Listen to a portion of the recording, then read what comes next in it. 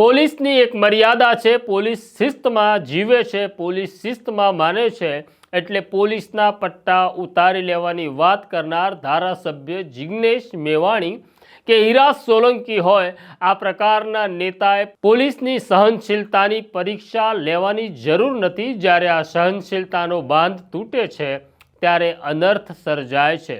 આવી જ ભૂલ 1998માં ભારતીય જનતા પાર્ટીના એક નેતા યતિન ઓઝાએ કરી હતી. યતિન ઓઝા અમદાવાદની સાબરમતી બેઠક ઉપરથી ચૂંટાતા હતા અને તેમના મત વિસ્તારમાં આવતા વાડજમાં પોલીસ અને પબ્લિક આમને સામને થઈ ગઈ. ત્યાર પછી પોલીસે લોકોને ઘરમાંથી કાઢી માર્યા, ફટકાર્યા અને ધરપકડ શરૂ કરી.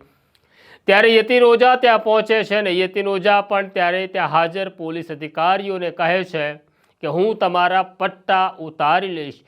આ ઘટના પછી ત્યાં હાજર AK સિંઘ, આશીષ ભાટિયા, PK ઝા, સતીશ વર્મા જેવા અધિકારીઓ હતા, જેમનાથી આ સહન થયું નહીં. તેમની સહનશીલતાનો બાંધ તૂટ્યો અને પછી યતિન ઓઝાની જે ભાષા હતી એ ભાષા તેમણે લાઠીથી સમજાવી.